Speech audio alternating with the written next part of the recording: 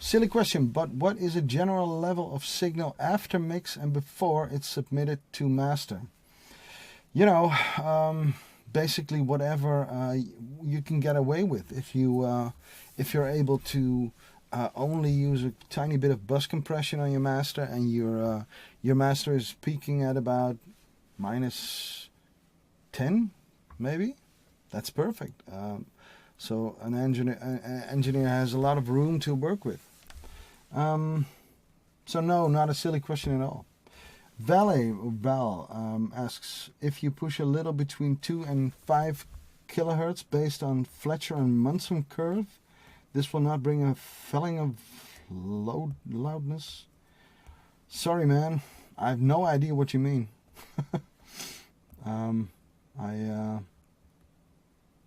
I've never heard of that. I've heard of the Fletcher and Munson curve, but pushing between 2 and 5K, will this not bring you mean falling of loud? Well, it'll probably add a couple peaks, a little peak level, which you will need to tame right after that with maybe a compressor or a tiny bit of limiting to be able to push that level up again.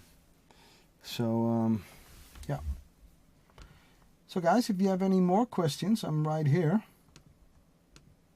Alex, can you share with us a little bit about your work with Defected? What are the expectations from a record label versus independent artist? Well, you know, a label like Defected is just looking for a good song, a good production, and if they think your track needs a bit more mastering, they will probably send it to one of the great British mastering houses. You know, I'm not sure if I understand your question, Alex, but if that's what you mean. Olav, let me know when you want to raffle off the 3 months Ask Audio. Oh, there you go, Martin. Do it now. Guys, we got a 3 months free Ask Audio library pass to give away.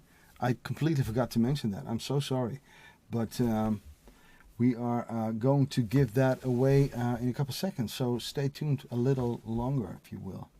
Let me just... sorry, that was you, Martin. Moxa, thanks. So you mentioned minus 10 dB RMS after a mix. The sound cut out. Oh, did it? Oh, I'm sorry about that. Yeah, minus 10 is perfect. No, not RMS. Peak level. So the peak's on minus 10. Not RMS, because then there's very little room for a mastering engineer to work. You want me to explain that again? Let me just play a bit of the track.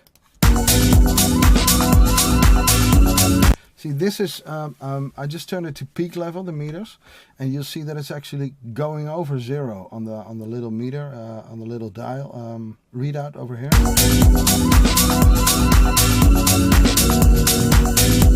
So that's way too loud, and but that's basically the same as the readout, the RMS being.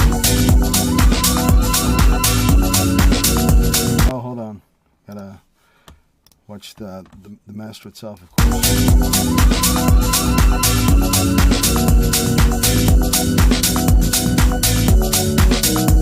See, on peak it's actually 3 dBs over 0, and on RMS it's minus 8 roughly. So minus 10 is not a good idea. RMS minus 10 peak level is perfect. So it sounds a little low. It sounds a little soft for you probably. Once you render the track, but it will give you better results. I mean, it will give the mastering engineer more room to get you some better results. That's actually it. So, okay. Howie, what's an inflator that you were talking about earlier? Inflator is actually a plugin by Sonox, Sony plugin, formerly known as Sony plugins. And what an inflator does basically is parallel compression with one slider. What parallel compression does is compressing your track way down, way flat, and then adding in back the original uncompressed signal. I think that's the way the inflator works, and that's an old technique. in mixing and in mastering to get tracks to sound louder and more upfront. And an inflator does that with one slider, or maybe two, I think. So that's a very handy plugin to get your track louder after all the things we've gone through right now. That's a nice thing to look into if you're into this kind of stuff. It's a bit expensive though. I think $200, but it's a useful one. Cuckoo. Olav, have been very familiar with your work over the years. Nice. At what point did you start working with software rather than hardware to know the difference in your own work?